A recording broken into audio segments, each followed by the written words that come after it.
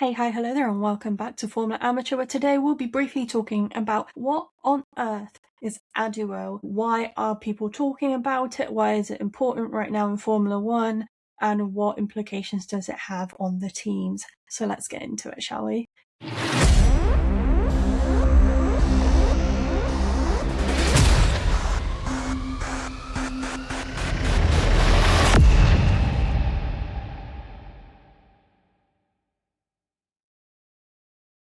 So first of all, what is ADUO? ADUO stands for Additional Development and Upgrade Opportunity, which means that due to how different the regulations are right now, teams that are behind the most favourable engine get the opportunity to improve their chassis, their engine, whatever they need to improve on in order to catch up.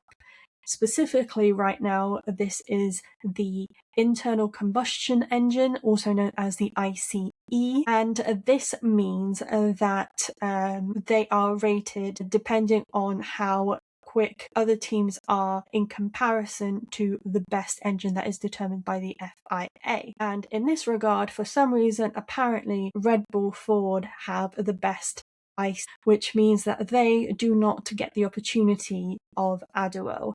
They do not get to improve their engine, but everyone else does because they fall behind, including Mercedes, who has predominantly dominated this season. As a result of that, it means that other teams get the opportunity to improve, including Mercedes. They are rated to be between 0 and 2% behind Red Bull, so they get one opportunity this year at the moment.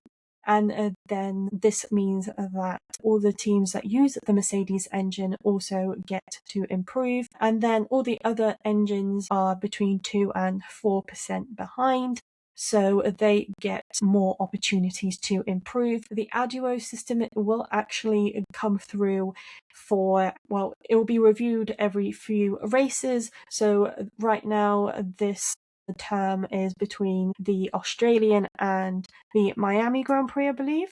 And then the next review session will be from Monaco or Canada to Hungary.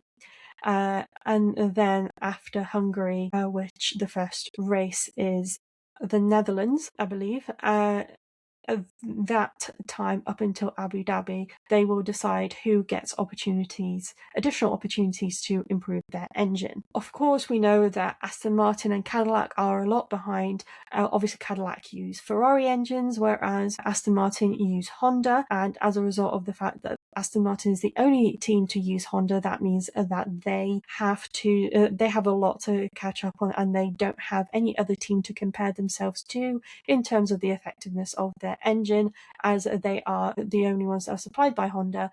Whereas Cadillac have the opportunity to look at Haas and Ferrari and sort of piggyback off of them, or have some sort of idea between the teams on how to improve, but also bring their own individual ideas on how to improve what they need to improve. And that means that although the teams are separated quite a lot by points, Mercedes is out there flying, Ferrari is slowly catching up, and then it's McLaren, Red Bull, Racing Bulls, Alpine, and then it's in the mix is also Haas and Williams, followed by Aston Martin and Cadillac, who are the only team yet to score. But apparently the points don't relate to the effectiveness of the engine. So we are set to find out how this will affect the racing. Of course, for the longest time, Audi has been using Ferrari engines. I'm sure that in the past they have used other engine suppliers as well, but most recently they were a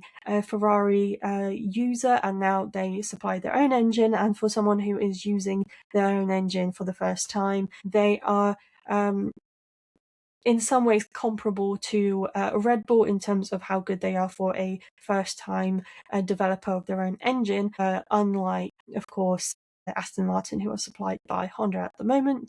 But of course, this also gives the opportunity to improve the engine later on in the years to come, because some of these teams get the opportunity to also have additional upgrades to be added to their lot next year as well as this year. So some teams, including Aston Martin, get to have 2 upgrades this year and 2 upgrades next year.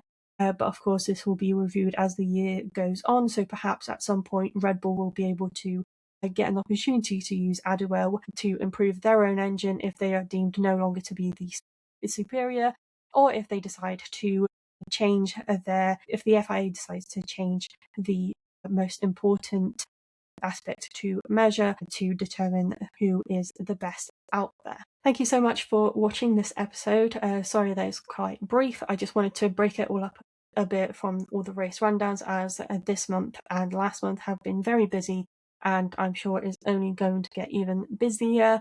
So please stay tuned for more episodes. I hope you have a wonderful day. Don't forget to check out my lovely colleagues on the Be the Change Media Network. Don't forget to check out bethechangemedianetwork.com, and I'll see you soon.